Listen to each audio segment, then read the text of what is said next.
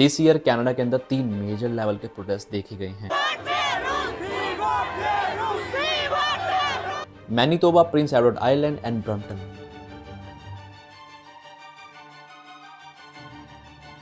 We want to be here in PEI. We want to grow with you guys. And the main cause behind this protest is the extensions of work permit. Others are protesting and hunger striking, hoping the province will listen and make an exception for those already here.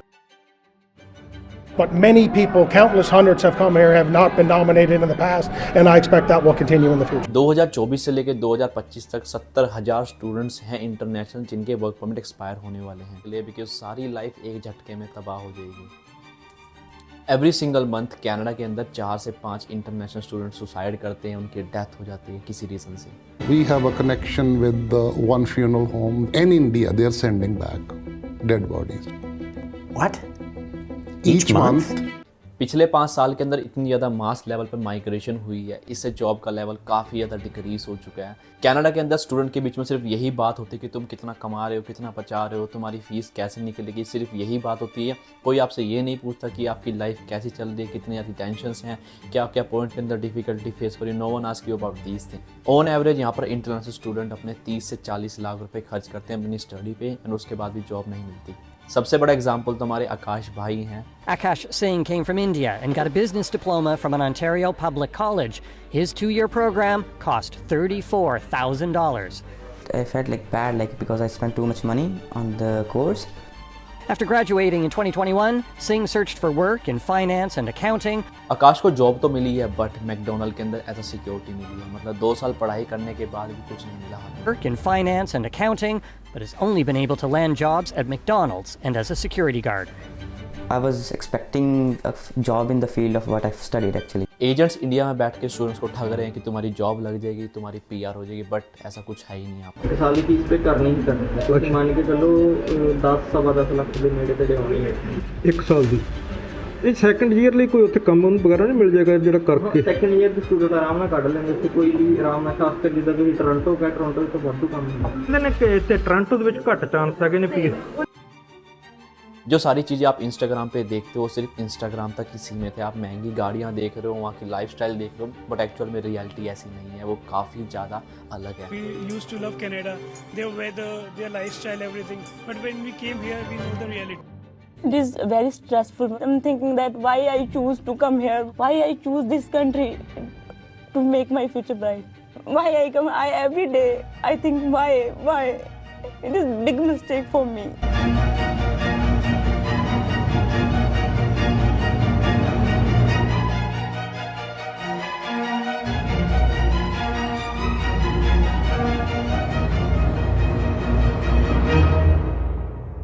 सत श्री अकाल सारे नू। Video start करने से पहले आपको disclaimer देना चाहता हूँ, ये वीडियो के अंदर मैं किसी की साइड नहीं हूँ, ना पर मैं गवर्नमेंट की साइड हूँ, ना मैं इंटरनेशनल स्टूडेंट की साइड हूँ। ये वीडियो बनाने का मेरा मोटिव यही है, जो आने वाली जनरेशन है वो समझे इस चीज़ को, जो यहाँ पर सिचुएशन हो रही है उससे कैसे डील करना है, कैसे आप समझ सकते हो, एंड जो चीज़ें हो रही हैं वो कितने लॉन्ग टर्म तक जाएंगी। ऐसे अगर यही सेम चीज़ें हम फेस करते हो तो हमें क्या करना है, सारी चीज़ें इस वीडियो के अंदर बात करूँगा। ट्राई करूँगा न्यूट्रल बन के बात करूँ, एक तरफ ना ही जाऊँ, बायस बिल्कुल नहीं हो रहा, अनबायस होकर बात करूँगा। अगर फिर भी वीडियो के अंदर आपको कुछ भी चीज़ ऐसी लगती है जो गलत लगी है, प्लीज़ मेक श्योर आप कमेंट के अंदर अपनी राय जरूर दें, और बिना टाइम वेस्ट करे let's get started depth into the video. Canada जो अपने आप में इतना फेमस नाम है, इसे सुनते माइंड के अंदर काफी अलग अलग क्वेश्चंस पनपते हैं। With a show of hands, how many of you would like to go to Canada? And why Canada? Much good education facilities are available for the students. So I think that's why I want to go to Canada. I would love to go there just because it's environment and it's safe, and I basically want to stay there, have my white collar job and live a life that I have always dreamed of. अगर आज के statics की बात करें तो आज के time पे कनाडा के अंदर इंटरनेशनल स्टूडेंट्स की जो क्वांटिटी है वो मिलियंस के अंदर है। कनाडा हर साल इंडियन स्टूडेंट से मिलियंस ऑफ डॉलर कमाता है। अगर एक एस्टिमेट लेके चलें तो हर साल अरबों रुपए कमाता है सिर्फ और सिर्फ इंटरनेशनल स्टूडेंट से। कनाडा के लिए इंटरनेशनल स्टूडेंट इतने ज़्यादा इंपॉर्टेंट है, अगर ये आने बंद हो जाए तो यहाँ की इकोनॉमी काफ़ी ज़्यादा डिक्रीज हो जाएगी। 76% हिस्सा जो भी है इनकी इकोनॉमी का वो सारा हम पे करते हैं एज ए इंटरनेशनल स्टूडेंट। अगर हम ही आने बंद हो जाएंगे तो इसकी इकोनॉमी काफ़ी ज़्यादा डिक्रीज इंक्रीज हो जाएगी और इन्फ्लेशन बढ़ता चला जाएगा। एक रिपोर्ट से तो ये भी पता लगा है कनाडा के अंदर हर 10 में से 4 स्टूडेंट इंटरनेशनल है। ये इंटरनेशनल अपने इंडियंस भी हो सकते हैं, Philippines, Chinese, Nepali, Bangladesh, UK, बाकी अदर कंट्रीज़ के, मतलब 4 हमेशा के हमेशा 10 में से इंटरनेशनल स्टूडेंट रहे हैं। कुछ प्रोविंस के अंदर तो ये भी देखा गया है वहाँ पर इंटरनेशनल स्टूडेंट्स जो यूनिवर्सिटी कॉलेज के अंदर पढ़ते हैं वो number of the state students से काफ़ी ज़्यादा हाई हैं। कनाडा के अंदर माइग्रेशन का लेवल ऐसे स्टार्ट नहीं हुआ, धीरे धीरे इसका बढ़ता शुरू हुआ। ये बात है 90s की, जब हमारे पास यहाँ पर कुछ भी नहीं होता था। हम स्टूडेंट्स यहाँ पर आते थे बट हमें यहाँ पर काम करने के लिए एलिजिबल लेनी पड़ती थी उनसे गवर्नमेंट से, बिकॉज हमें सिन नंबर तब मिलता था जब हम 1 साल की स्टडी कंप्लीट करते थे और अपना अच्छा स्कोर करते थे। उससे पहले हम एलिजिबल नहीं थे काम करने के लिए। पर धीरे धीरे यहाँ पर माइग्रेशन इतनी बढ़ गई और आज के टाइम पर हम यहाँ पर काम तो कर सकते हैं बट यहाँ पर काम ही नहीं है।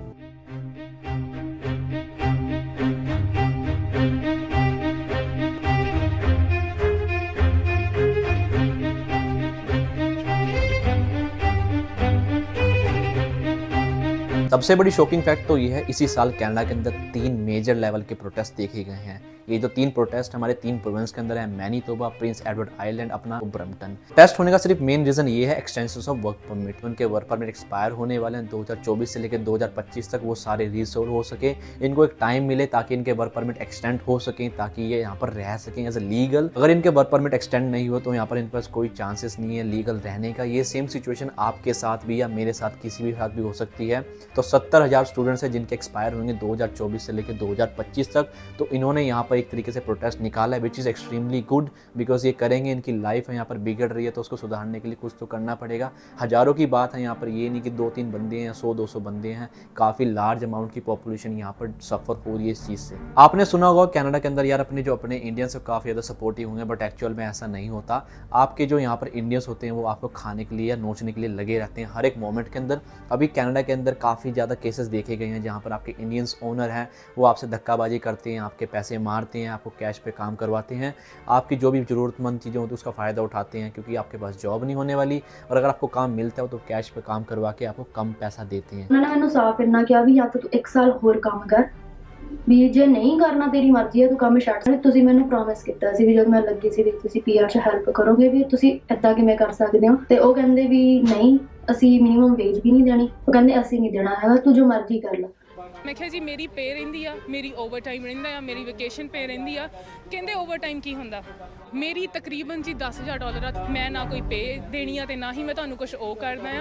नॉर्मल वे रेट होता है वहाँ पर $14, $15, $16, बट ये आपको $9, $8 देते हैं ताकि आप इनके पास काम करते रहें। आप भी मजबूरी में काम इसलिए करोगे क्योंकि आपके पास जॉब नहीं है, तो ये धक्काबाजी चलती रहती है। ऐसे एक नहीं, ऐसे हज़ारों स्टूडेंट हैं जिनको ये चीज़ें फेस करनी पड़ रही है हर दिन, हर घंटे, हर मिनट। और एट दी एंड जो भी आपके ओनर है आपके पैसे मार लेते हैं, आपको पैसे कम देते हैं। आपकी जो सैलरी बनती है एक्चुअल $700 बन रही है वो 300-400 देंगे और 300 ये मार लेंगे। ये चीज़ें मास लेवल पे हो रही है, लोगों को दिख तो रही है पर इसके लिए आवाज़ कोई नहीं उठा रहा।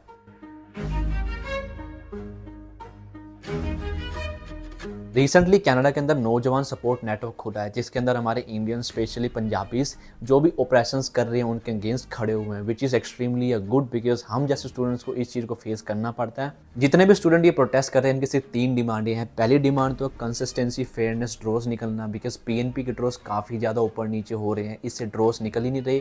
जिनके ड्रॉज निकल रहे हैं उनके नंबर पूरे नहीं हो रहे, तो काफ़ी ज़्यादा इशूज़ क्रिएट हो रहे हैं। तो सेकंड इनकी डिमांड है वो है स्टॉप LMI एक्सप्लोटेशन, वो भी काफ़ी बढ़ती जा रही है। और तीसरी रिक्वायरमेंट है इनकी जो डिमांड है 5 year PGW to all the international student. पहले हम बात करते हैं प्रोटेस्ट हो क्यों रहे हैं, इनकी क्यों डिमांड रखी जा रही है, डिमांड सही है या गलत है इन टर्म्स ऑफ गवर्नमेंट के पर्सपेक्टिव। अगर हम देखें, हम स्टूडेंट्स हैं, हम इंडिया से अप्लाई करते हैं, हम अपनी SOP के अंदर मेंशन करते हैं कि हम कनाडा आ तो रहे हैं बट हम कनाडा को छोड़ के जाएंगे 2 से 3 साल के अंदर। हम सिर्फ यहाँ पर आए हैं in terms of study complete होते हैं हम यहाँ से इंडिया चले जाएंगे, अपनी होम बैक कंट्री जोन सी भी है, यहाँ पर हम नहीं रहने वाले। साथ साथ हम इमिग्रेशन को ये भी दिखाते हैं कि हमारे पास इंडिया के अंदर काफ़ी अच्छा कारोबार है, बिजनेस है, हमें यहाँ पर कोई जरूरत नहीं जॉब करने की, हम यहाँ पर सिर्फ पढ़ाई करने हैं, पढ़ाई के बाद हम अपना आराम से निकल जाएंगे इंडिया के अंदर, जो कि हम मेंशन करते हैं प्रॉपर SOP के अंदर। अगर कनाडा की गवर्नमेंट के पर्सपेक्टिव से देखें कि यहाँ पर हमें रहना सही है या गलत है, तो एक्सट्रीमली गलत हो जाता है, बिकॉज कहीं पर भी मेंशन नहीं है। अगर हम यहाँ पर रह रहे हो तो एक तरीके से इनलीगल वे कंसीडर किया जाएगा उनके वे ऑफ व्यू से। बट यही चीज़ अगर हम इंटरनेशनल स्टूडेंट के पर्सपेक्टिव से देखें तो भाई हम मूर्ख नहीं है, 25-30 लाख रुपए लगाएंगे और उसके बाद भी अगर हमारे यहाँ पर PR ना हो,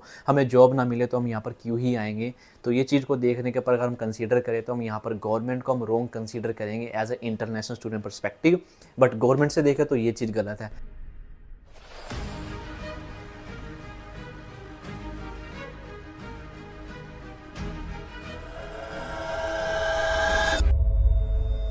नो डाउट हर एक कंट्री के अंदर रिसेशंस आता है अगर यहाँ पर इतनी ज़्यादा लेवल पे माइग्रेशन होगी, बट इसे सुधारने के भी काफ़ी ज़्यादा पॉइंट्स हैं। यहाँ पर एक रिसेंट डे सर्वे हुआ है जिसके अंदर ये पता लगा कि जितने भी इंटरनेशनल स्टूडेंट्स आए हैं उनमें से 70 to 80% जो स्टूडेंट्स हैं वो सिर्फ बिजनेस लेकर आए हैं, बिजनेस मैनेजमेंट कोर्स। एक सर्वे से तो ये भी पता लगा जो कनाडा के अंदर डिप्लोमा वाले स्टूडेंट्स हैं उनकी जो डिमांड है वो 3 लाख से ऊपर हो चुकी है। एंड बाकी जितने भी अदर सेक्टर्स हैं, अपने हेल्थ केयर, ट्रेड है, उनकी डिमांड बहुत ज़्यादा कम है। तो धीरे धीरे चेंजेस को देख के कनाडा की गवर्नमेंट काफ़ी ज़्यादा रूल्स निकाल रही है इन टर्म्स ऑफ हेल्थ के लिए। अगर हेल्थ इंप्रूवमेंट नहीं हुई यहाँ पर तो काफ़ी ज़्यादा इश्यूज़ क्रिएट हो जाएंगे, शॉर्टेज बढ़ती जा रही है। अपने ट्रेड हो गए, अपने कंस्ट्रक्शन साइट्स हो गई, वो काफ़ी ज़्यादा डिप्लोटेशन हो रही है। तो उस चीज़ को ऊपर लाने के लिए यहाँ पर ये आए हैं। एंड इस चीज़ के अंदर मैं स्टूडेंट्स की गलती ये मानूंगा कि स्टूडेंट यहाँ पर भेड़ चाल के अंदर आए हैं कि वो कोर्स उठा ले जिसकी यहाँ पर पता था वैल्यू कम है। तो सबको मैं यही सजेस्ट करता हूँ, यूट्यूब पे लोग वीडियो डालते हैं कि ये वाले कोर्स मत लेकर आना इंडिया से, बिकॉज यहाँ पर इन कोर्सेज के अंदर आके आपकी लाइफ यहाँ पर बर्बादी है, बिल्कुल कोई चांसेस नहीं है। आकाश एक छोटा सा एग्जांपल है इस चीज़ का, बट ऐसे हज़ारों स्टूडेंट जो इस चीज़ से सफरिंग हो रहे हैं। सबका यही सपना होता है कि उनके माँ बाप का भी कि हमारा बच्चा जाए एक महंगे से कॉलेज के अंदर पढ़ रहा है तो वहाँ पर एक डिग्री ले, डिप्लोमा ले, उसके बाद एक जॉब करे उसी फील्ड के अंदर जो उसने पढ़ाई करी है। अगर पढ़ाई के बाद भी आपको यहाँ पर नॉर्मल जॉब करनी पड़ेगी, लेबर जॉब, तो आपकी पढ़ाई का यहाँ पर फ़ायदा ही क्या है। अगर आप इसको माइंड से सोचोगे तो आपके अंदर जो भूत है कनाडा का वो उतर जाएगा धीरे धीरे, क्योंकि आपको पता लगेगा कि यहाँ पर आके भी धक्के खाने, फिर आपको लेबर जॉब करना। इसी चीज़ को देखते हुए कनाडा की गवर्नमेंट ने काफ़ी ज़्यादा रूल्स निकाले हैं ताकि यहाँ पर जितनी भी आने वाली जनता है वो उस पर रोक लग जाए। एंड जो GIC है इसीलिए बढ़ी है बिकॉज वहाँ पर अनवांटेड कोर्स स्टूडेंट्स लेकर आने, भेड़ चाल को समझ कि भाई यहाँ पर रास्ता खींच दिया, लकीर खींच दी, वहीं पर हमें चलना है। ये नहीं कि भाई लकीर के आगे भी चीज़ें हमें अपनी रिसर्च करनी होती है। एजेंट ने बोल दिया कि तुम्हारा ये कोर्स है, तुम उठा के आगे तुम यहाँ पर आगे, बाद में तुम्हें ये नहीं पता कि तुम्हारा कोर्स क्या है, तुम कोर्स में फिर दिक्कत हो रही है, तुम चेंजेस करवा रहे हो। तो इस चीज़ का ध्यान रखें, मेक श्योर पहले से ही क्लियर रहे। ऐसा ना हो कि तुम्हारे माँ बाप के पैसे और तुम्हारे पैसे और तुम्हारी मेहनत पानी के अंदर चली जाए। तो इस चीज़ को पहले से ही यहाँ बिठा के रखना। ऑन एवरेज यहाँ पर आपके $600 जाते हैं हर महीने। ये तब जाएंगे अगर आप किसी के साथ शेयरिंग के अंदर रहते हो। यहाँ पर स्टूडेंट कॉम्पैक्ट होकर रहते हैं, एक बेसमेंट के अंदर एक रूम के अंदर 3-3, 4-4 जने भी रहते हैं ताकि उनका जो रेंट है वो 200 तक आ जाए, ताकि उनके पैसे थोड़े बहुत सेविंग हो। बट यहाँ पर लाइफ ऐसी ही है। अगर आप इस चीज़ को नहीं समझोगे, मुझे नहीं लगता कोई ये चीज़ें बताता होगा आपको रियल लाइफ के अंदर, क्योंकि 10-10, 8-8 जने एक बेसमेंट के अंदर रहना, वो भी 2 बेडरूम बेसमेंट के अंदर। इंडिया के अंदर तो भाई हम राजा महाराजा की तरह रहते हैं, हमारे माँ बाप हमें कुछ भी मुसीबत आने नहीं देते। बट यहाँ पर आके तो हम ऐसे रहते हैं जैसे कि एक तरीके से बता भी नहीं सकता आपको मैं। ऐसी चीज़ें हम यहाँ पर फेस करते हैं, हम स्टूडेंट फेस करते हैं। सबसे बड़ा शॉकिंग फैक्ट तो मैंने ये देखा कि हर महीने कनाडा के अंदर 4 से 5 एवरेज इंटरनेशनल स्टूडेंट की डेथ होती है। कुछ तो ऐसे हैं जिनकी डेथ का पता भी नहीं लगता, वो अंदर ही अंदर हो जाती है। एंड कुछ हैं जो आइडेंटिफाई हो पाते हैं। सच बताऊँ, इस चीज़ को सुन के तो भाई मैं बहुत ज़्यादा शॉकिंग हुआ। मतलब 4-5 स्टूडेंट हर महीने मरते हैं, क्या क्या रीज़न से। एंड अगर ऑन एवरेज निकालें तो हर साल का निकलते हैं 40 से 50। अगर निकालें नॉर्मल सा 40-50 स्टूडेंट की डेथ होना, वो जो स्टूडेंट जो अपने माँ बाप से पैसा लगा के इतना यहाँ पर आए हैं, लोन लेकर आए हैं, एंड यहाँ पर कोई रीज़न से उनकी डेथ हो गई है। कईयों को अटैक आ रहा है, साइलेंट अटैक, जो आज के टाइम पे स्टूडेंट्स के अंदर काफ़ी ज़्यादा कॉमन है। किसी को मेंटल प्रॉब्लम हो रही है यहाँ पर होम सिकनेस से। तो इस चीज़ से बचने के लिए आपके पास एक ही सोल्यूशन है, गेट टुगेदर करो अपने साथ, अपने यार दोस्त बनाओ, जितना हो सके सोशलाइज हो। अगर इंट्रोवर्ट हो तो प्लीज़ बी एक्सट्रोवर्ट, बिकॉज यहाँ पर आपके पेरेंट्स नहीं हैं तो कुछ होने नहीं वाला। यहाँ पर आपके पास रास्ता जो भी आप अपने आप को सही कर पाओ, हील करना है तो आपको करना पड़ेगा। इनिशियल स्टेज पहले से लेकर 6 महीने बहुत ज़्यादा मुश्किल होते हैं। एंड मुझे ऑलमोस्ट 6 महीने होने वाले हैं। ये पीरियड मुझे पता है मैंने कैसे निकाला है, माँ बाप के बिना यहाँ पर सारा कुछ कैसे कैसे करना होता, खाना पीना बनाना। अगर वीडियो का पूरा समअप निकालें तो आप मेरे से यही पूछोगे, प्रीत भाई आपने सारी एक तरीके से मेरिट और डीमेरिट तो बता दिए, बट अब हमें ये तो रास्ता बताओ कि अब यहाँ पर हम करें क्या। अगर हमें आना है यहाँ पर तो आप मेक श्योर करें भाई, सारी कंट्री ऐसी ही है यहाँ पर। कनाडा ले लो, आप USA ले लो या UK ले लो, सब जगह रिसेशन है। अगर आपको फिर भी आना है तो मेक श्योर अपने कोर्स को बड़े ध्यान से चूज़ करो। पहले ही चेक कर लो उस कोर्स की आपकी डिमांड है या नहीं। आज के टाइम पे ट्रेड, कंस्ट्रक्शन साइड, अपने प्लम्बर, इलेक्ट्रिशियन, इनकी बहुत ज़्यादा डिमांड है। अपने हेल्थ केयर, अगर आप नर्सिंग से बिलोंग करते हो, डॉक्टर से हो या अपना कुछ भी हो छोटी मोटी हेल्थ केयर में, मेक श्योर करें अगर आप इन्हीं फील्ड से बिलोंग करते हैं तो आप यहाँ पर आएँ। अगर यहाँ इन चीज़ से नहीं बिलोंग करते तो आप प्लीज़ एक बार एक्शन लेने से पहले 10 बार सोचें। यहाँ पर आना बड़ी बात नहीं होती, यहाँ पर आके सर्वाइवल करना बहुत बड़ी बात होती है। मैं अपनी हर वीडियो में बताता हूँ। So before ending this video आपको मैं यही बताना चाहूँगा, लाइफ के अंदर डिफिकल्टी हर मोमेंट पर आती है, हर जगह आएगी। अगर आप लाइफ में डिफिकल्टी फेस नहीं कर रहे तो वो लाइफ नहीं है। हर जगह उबड़ खाबड़ रास्ते हैं, गाड़ी ऐसे जाएगी, ऊपर नीचे जाएगी, रुके भी, खराब भी होगी, बट चलती रहेगी। बट गाड़ी को कभी रोकना नहीं है, मेहनत करते जाओ, रुकना कभी नहीं है। जितनी भी प्रॉब्लम्स आएँ सबको फेस करो, एक तरीके से पार्ट ऑफ प्रोसेस समझो। कभी भी गिव अप नहीं करना, बिकॉज गिव अप करोगे तुम्हारे माँ बाप है ना। आज के लिए इतना ही है, जल्दी मिलते हैं एक वीडियो के साथ। तब तक के लिए वाहिगुरु जी का खालसा, वाहिगुरु जी की फतेह। दुनिया है, जब तुम हारोगे ना तुम्हारी गली का कुत्ता भी भौंकेगा तुम पर। सब गाली देंगे तुम्हें सब।